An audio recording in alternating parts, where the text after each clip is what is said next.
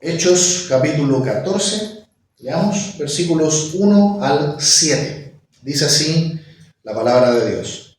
Aconteció en Iconio que entraron juntos en la sinagoga de los judíos, hablando de tal manera que creyó, ¿cuántos?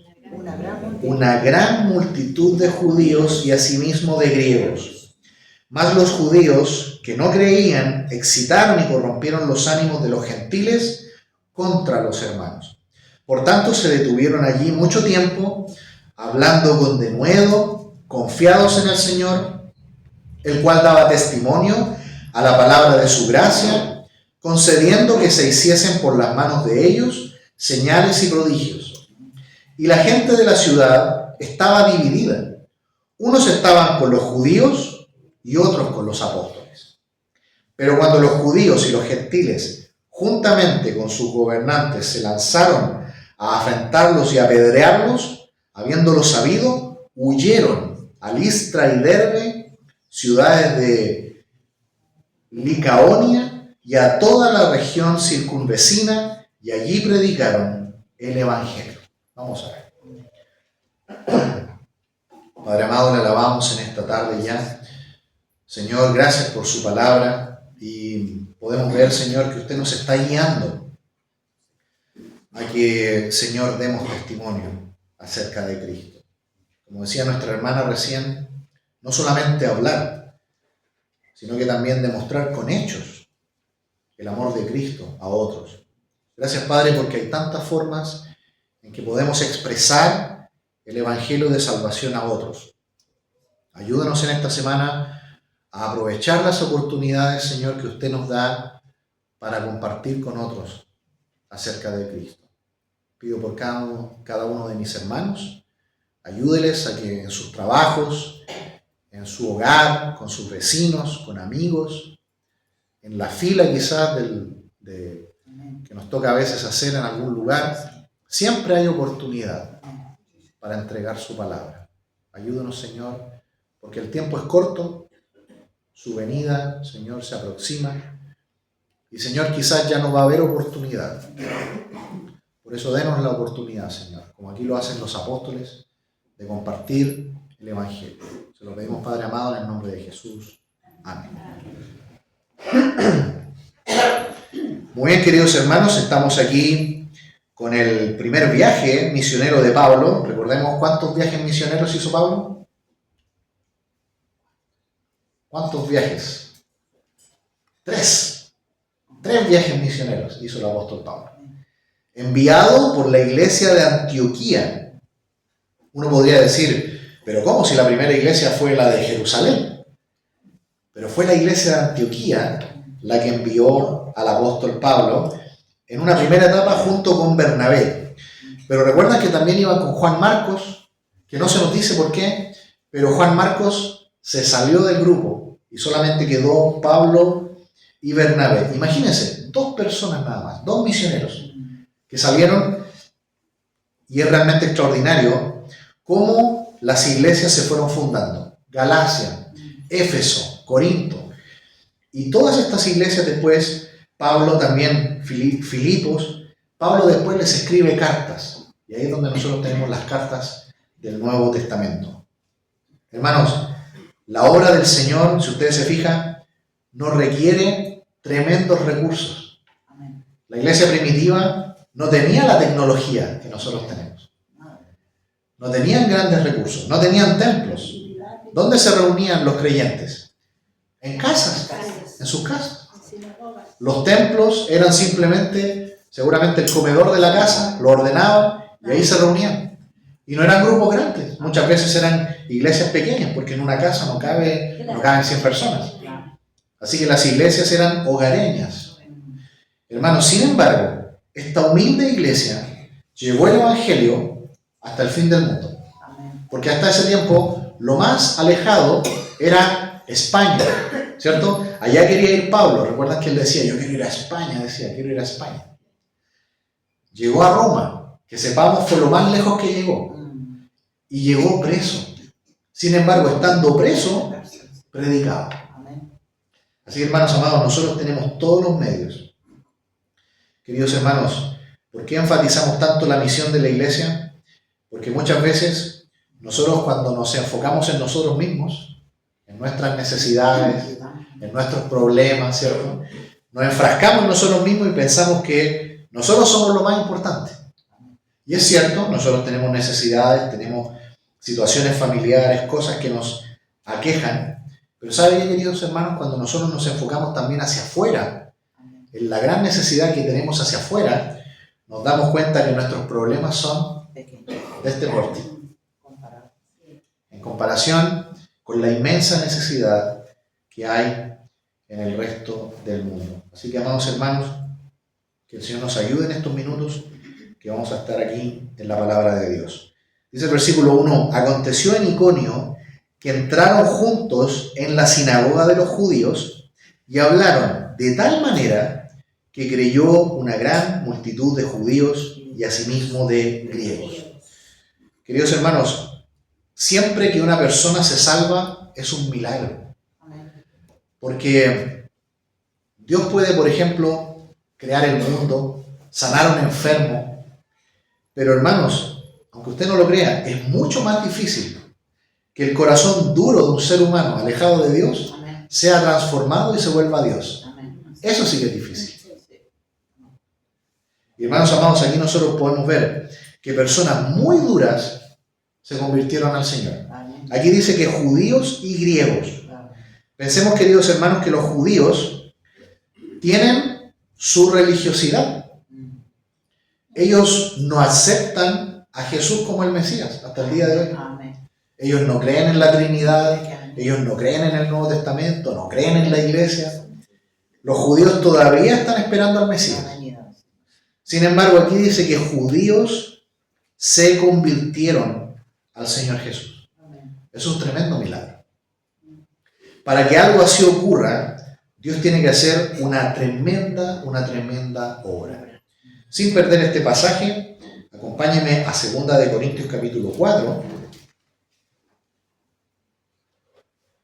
Y por favor, si alguien pudiera leer en voz alta, 2 de Corintios 4, versículos 3 y 4. 2 de Corintios 4, versículos 3 y 4, por favor, si alguien lo puede leer en voz alta. Pero si nuestro evangelio está aún encubierto, entre los que se pierden está encubierto, en los cuales el Dios de este siglo cegó el entendimiento de los incrédulos, para que no les resplandezca la luz del evangelio de la gloria de Cristo, el cual es la imagen de Dios. Muchas gracias. ¿Cómo está la gente que no tiene a Cristo? Tiene como un velo de oscuridad que no le permite ver la luz del evangelio.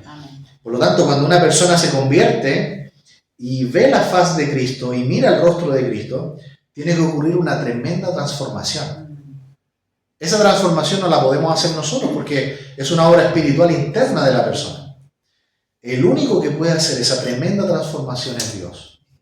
Y hermanos amados, por eso que el evangelio que nosotros predicamos es algo tan poderoso y sobrenatural. Yo no sé si ustedes hoy día han visto que hay mucha violencia en los colegios. ¿Lo han visto? Hay violencia en las calles. Por cualquier cosita, 2 autos se pasan a llevar y salen y pelean a muerte. Hay mucha violencia. Y uno dice, el mundo dice, bueno, si educáramos más a las personas, si las personas tuvieran acceso a la salud, beneficios sociales, la gente no sería mala, sería buena. Pero hermanos amados, aunque usted eduque al ser humano y le dé todos los bienes posibles y lo ponga en el huerto del Edén, ¿qué va a pasar ahí? ¿Sabe que el lucero, el ángel lucero, cuando estaba en el cielo, estaba en la mejor teocracia, estaba en la teocracia celestial? Y Lucero allí pecó y se convirtió en ¿quién es hoy? Satanás. Adán y Eva estaban en la mejor sociedad posible, en la mejor teocracia terrenal, en el huerto del Edén, y allí pecaron.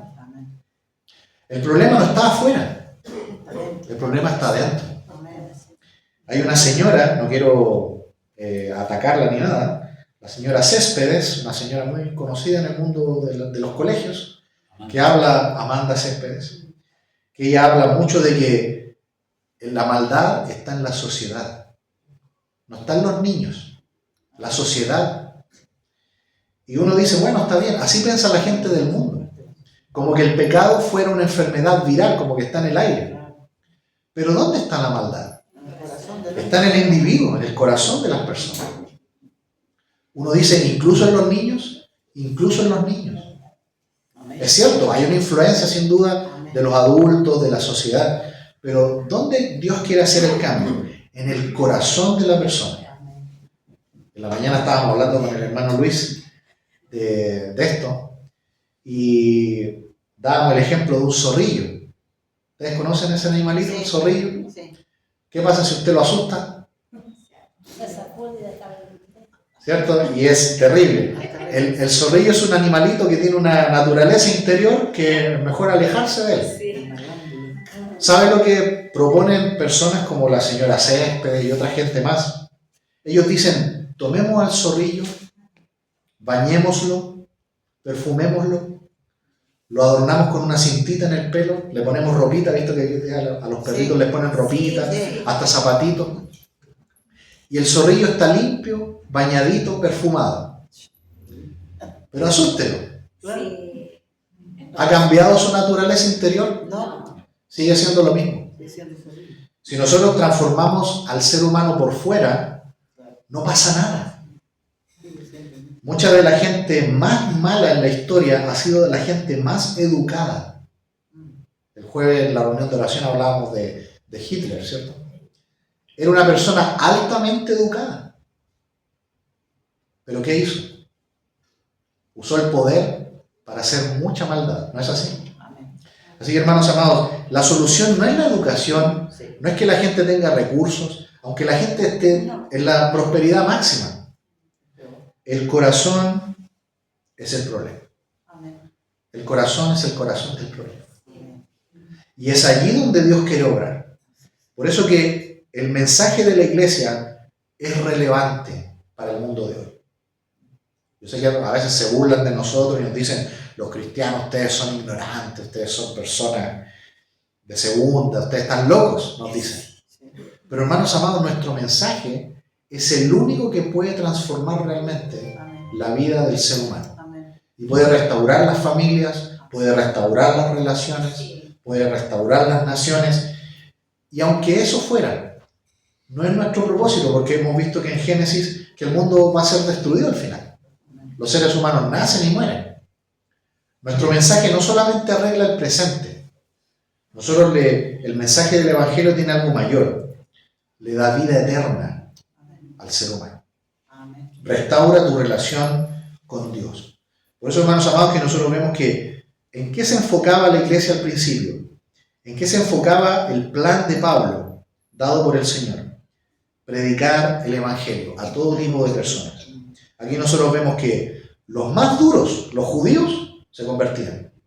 Los griegos, que eran paganos, ellos se sentían superiores, porque ustedes saben que los griegos, ellos inventaron la democracia, ¿cierto? Desarrollaron la filosofía, crearon un montón de cosas. Los griegos también se creen muy importantes, pero aún ellos se dieron cuenta que Dios era más importante. Más adelante vamos a ver en el capítulo 17 que Pablo por fin alcanza a llegar a la gran ciudad de Atenas, donde están los filósofos y todos ellos. Y Pablo les dice, ustedes son muy religiosos, veo que tienen altares para todos los dioses. Y los griegos se habían preocupado incluso de que si les faltaba un dios, ellos tenían un altar. El altar del Dios no conocido, así se llamaba el altar. Y Pablo se aprovecha de eso y le dice, yo les vengo a hablar de ese, el Dios no conocido. Que ustedes lo adoran sin saber que existe, pero ese está. Se llama Jesús. Y sabe que muchos griegos también se convirtieron y creyeron en Jesús. Así que, hermanos, es poderoso el mensaje del Evangelio, es poderoso. Y lo que nos decía ayer el pastor en el retiro de varones, él decía, yo por años predicaba y hacíamos conferencias y hacíamos evangelismo, pero yo no creía que algo podía pasar. Él mismo nos dijo eso. No sé si a usted le pasa. A veces nosotros, por cumplir quizás, le damos un folleto a alguien o le decimos a una persona, mira, te invito a la iglesia, pero es cierto que lo hacemos sin fe. No creemos que el Señor pueda hacer una transformación. Pero, ¿qué vemos aquí en Pablo? Él creía que el mensaje del Evangelio era poderoso. De hecho, él más adelante va a escribir a los romanos, porque no me avergüenzo del Evangelio, porque es poder de Dios para salvación a todo aquel que cree. Hermanos amados, creamos que la palabra de Dios es poderosa. Ella va a actuar igual.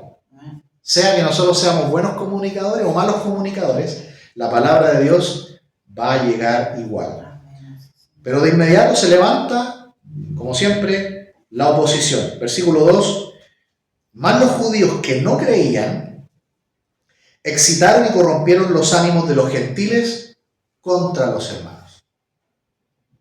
Y queridos hermanos, no fue nada más una presión social. Ustedes se fijaron que ellos planearon apedrearlos. La oposición que había al principio contra la iglesia era tremenda, era violencia extrema contra los creyentes. Por lo tanto, queridos hermanos, siempre cuando usted le predique el Evangelio a alguien, va a ver que va a haber gran oposición. Los folletos, ¿cierto?, que tenemos acá, que usted puede llevar y compartirlo con alguien, usted no lo ve, pero detrás de eso hay una tremenda guerra espiritual. Están los espíritus del maligno trabajando para que esa persona no lea la Biblia, para que esa persona no le entienda a usted lo que le está explicando. Por eso, queridos hermanos, que debemos persistir y confiar en que el poder de Dios obre en el corazón de esa persona. Sin embargo, a pesar del ataque, de la oposición, ¿qué hizo Pablo y Bernabé? ¿Arrancaron o se quedaron? Se quedaron, dice el versículo 3. Por tanto, se detuvieron allí mucho tiempo, hablando con denuedo, confiados en el Señor. Fíjense, estaba la oposición, estaban los enemigos, pero ellos dijeron, no nos vamos a ir. Pablo no está en su tierra, Pablo salió de Israel.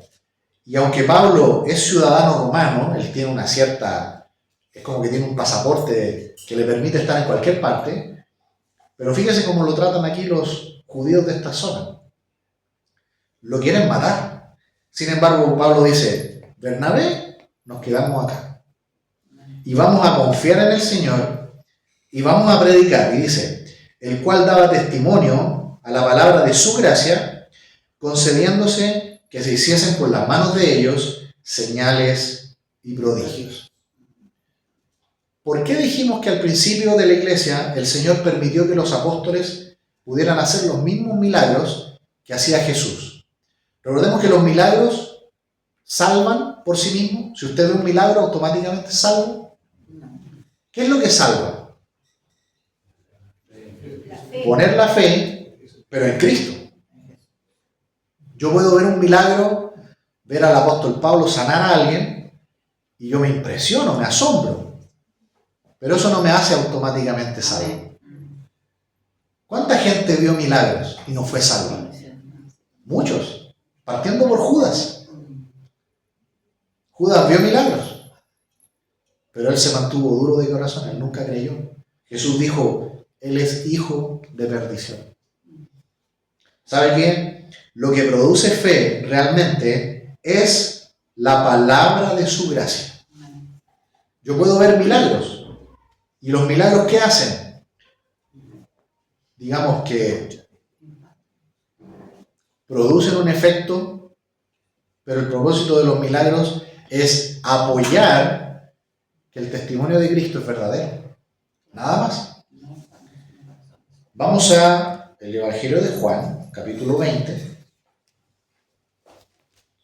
Juan capítulo 20.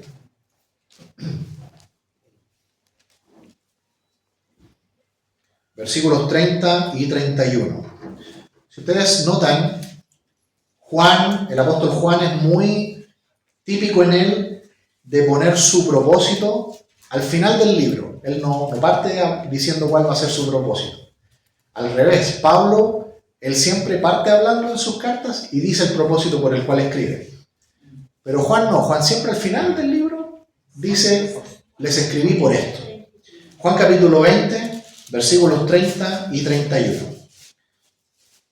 Fijémonos, ¿qué lugar tiene un milagro, un prodigio, una señal de Dios en medio de la predicación del Evangelio? Dice, hizo además Jesús, ¿cuántas señales? Muchas otras, en presencia de sus discípulos, las cuales no están escritas en este libro. Pero estas se han escrito, ¿para qué?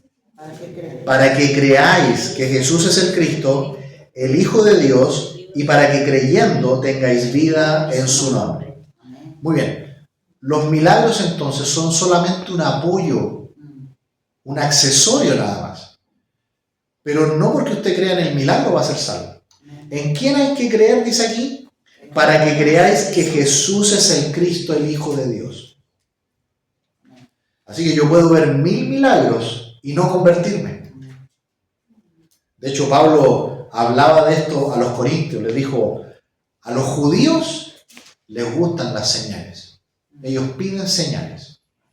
Los griegos les gusta el conocimiento, les gusta la sabiduría. Pero a los cristianos, la fe. Nosotros andamos por la fe. Jesús le dijo a Tomás, Tomás, mete tu mano ya en mi costado, para que creas. Y luego, ¿qué le dice Jesús a Tomás? Le dice, tú creíste, pero porque viste. Más bienaventurados los que no vieron y creyeron. Porque ¿en qué se place más Dios? En que crean en su palabra, en que creamos en lo que Él dice. Así que, hermanos, no es malo pedirle al Señor un milagro, no es malo. Pero más confiemos en su palabra. Muchos dicen, Señor, si me dieras este milagro, yo voy a ser más fiel contigo. Y negociamos con el Señor. Cuando Él ya nos prometió en su palabra que Él va a ser fiel. Simplemente tenemos que confiar en que el Señor, lo que pasa es que el Señor a veces no lo hace a la hora que nosotros queremos, ni el día que nosotros le pedimos. Él lo hace justo en el momento preciso. Vamos ahora, por favor, a Hebreos, capítulo 2.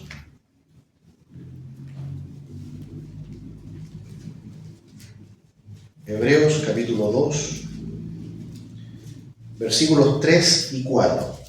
Esto también para apoyar que los milagros son solamente un medio para comprobar que el Evangelio es de Dios y que la Iglesia es un organismo de Dios y no una organización humana creada por el hombre. Si la Iglesia, queridos hermanos, fuera una organización humana, qué rato que ya se habría extinguido. Ya no existiría hace rato. La Iglesia habría acabado en el primer siglo. Pero ¿por qué la Iglesia sigue multiplicándose y reproduciéndose? Porque no es una obra humana, es una obra de Dios. Miremos Hebreos capítulo 2, versículos 3 y 4. Dice, ¿cómo escaparemos nosotros si descuidamos una salvación tan grande, la cual, habiendo sido anunciada primeramente por el Señor, nos fue confirmada por los que oyeron, testificando Dios juntamente con ellos, con señales y prodigios y diversos milagros y repartimientos del Espíritu Santo según su voluntad? Queridos hermanos, ¿qué lugar tiene aquí, según el escritor de Hebreos, los milagros? Dice que testificando juntamente con la palabra de Dios. ¿Qué es lo importante según el escritor de Hebreos? Lo confirmado por lo anunciado por el Señor. Es decir, ¿qué cosa? La palabra de Dios. Los milagros vienen a confirmar, apoyan, ¿cierto? Es una demostración del poder de Dios. Pero lo que importa es la palabra de Dios. Y confiar en ella y poner nuestra fe en ella. Así que el apóstol Pablo, cuando predicó acá, él no estaba haciendo milagros para que la gente se convirtiera por eso. Los milagros los hicieron para que ellos vieran que el mensaje de Dios era de Dios y no de los hombres. Porque ustedes van a ver que a pesar de que hizo milagros, señales, va a ver que un grupo de personas igual no creyeron y los trataron de apedrear. Volvamos para terminar a Hechos 14. Versículo 4. 14:4. Dice, y la gente de la ciudad estaba dividida. Unos estaban con los judíos y otros con los apóstoles. La división, ¿quién la produce? ¿La división es un fruto de Dios o es un fruto del maligno? Del maligno. El maligno es el que produce división. Hermanos amados, si nosotros estamos divididos, nunca pensemos que es una obra de Dios o un fruto del Espíritu Santo, mucho menos. Siempre donde hay división es algo del maligno. Y aquí nosotros podemos ver que el maligno logró, oponiéndose a la predicación del Evangelio de Pablo y Bernabé, dividir a la gente. Por un lado estaban los que creyeron, los apóstoles, y por otro lado estaban los que se oponen. Hermanos amados, nunca seamos parte de una división. La palabra división significa partidismo. Significa un grupo que se separa y forma algo aparte, ¿cierto? Y ahí están hirviendo, ¿cierto? Y están ahí. Nosotros nunca tenemos que ser parte de eso. Porque la iglesia en esencia, ¿qué es? Un cuerpo unido. Un grupo de hermanos unidos. Y si yo estoy dividido, debo pensar en mi corazón que el Señor me ayude y me guíe si realmente estoy en lo correcto. Y obviamente que no es así. La división siempre es cosa del maligno. Y aquí nosotros podemos ver que él logró, a pesar de que el apóstol Pablo y Bernabé estuvieron predicando, logró separar en dos grupos. Y mira lo que llegaron, versículo 5. Pero cuando los judíos y los gentiles, juntamente con sus gobernantes, se lanzaron a enfrentarlos y a apedrearlos, y habiéndolo sabido, huyeron a Listra y Derbe, ciudades de Licaonia, y a toda la región circunvecina, y allí predicaron el Evangelio. ¿Se fijan lo que logra el maligno? A pesar de la predicación de Pablo, a pesar de los milagros. Así que cuando alguna vez una persona le diga, oye, pero tu Dios es en el que tú crees, ¿hace milagros? Porque si hace milagros yo creo. Muéstrale este pasaje y dígale, mira, una vez Pablo predicó esos milagros y la gente igual lo quería apedrear. Así que no pongas tu esperanza en un milagro. Pone tu fe en Cristo, nada más que en Cristo, para que tú tengas vida eterna y salvación.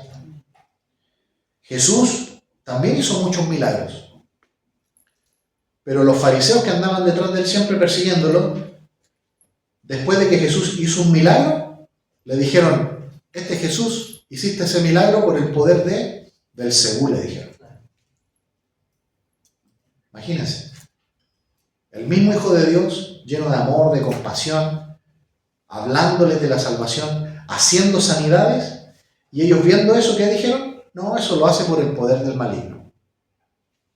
Así que hermanos, la fe viene por oír, y por oír la palabra de Dios.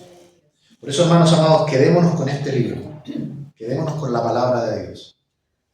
Muchas personas cristianas en la semana van a las iglesias, van a los cultos, quieren oír la palabra de Dios, pero en la semana, ya que tenemos tanta tecnología hoy día, ven a todos estos predicadores que prometen milagros, que prometen sanidades, y a veces hasta van a esos cultos, ¿cierto?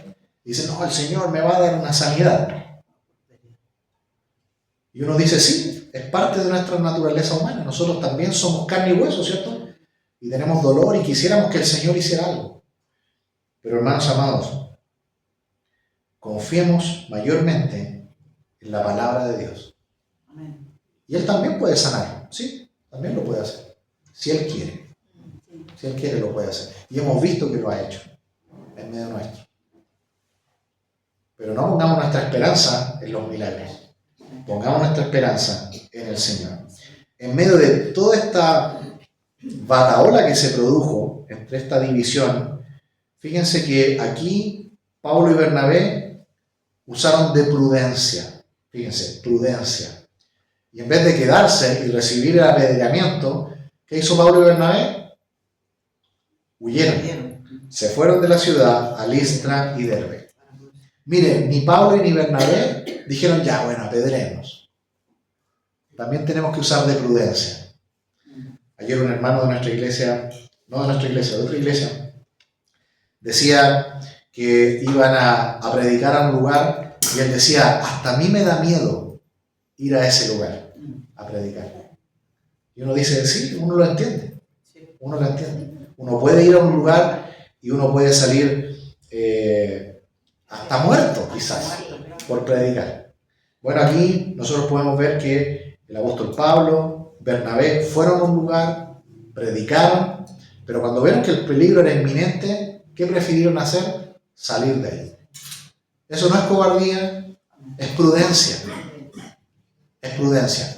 Porque ellos igual predicaron, pero ¿qué obtuvieron a cambio? Una respuesta negativa. Se fueron de allí, la gente escuchó, pero muchos prefirieron no creer. Y hermanos amados, salieron del lugar, fueron a otra ciudad, ¿y qué siguieron haciendo? Siguieron predicando. Así que hermanos amados, esa es la misión que nosotros tenemos para esta semana, compartir del Señor a otros, confiando en que el Señor va a obrar. Él lo va a hacer, hermanos. La semilla siempre cae y el Señor es el que la puede hacer germinar. Amén. Vamos a ver. Padre amado, gracias por su palabra en esta tarde ya, y ayúdenos, Señor, a tener la valentía, pero también la prudencia que tenían los apóstoles para predicar. Ayúdenos, Señor, a que el centro sea su palabra, que la gente pueda poner su fe en Cristo para su salvación. Y, Señor, en medio nuestro, sin duda que hay dolencias, hay enfermedad quizás, hay falta de alivio. Pedimos, Padre, que si es su buena voluntad, usted pueda traer, Señor, alivio. Pero sabemos, Señor, que aunque no sea así, Señor, usted igual nos invita a seguir confiando en usted, Padre. Bendiga a mis hermanos y ayúdenos a testificar en esta semana. Lo pedimos en el nombre de Jesús. Amén.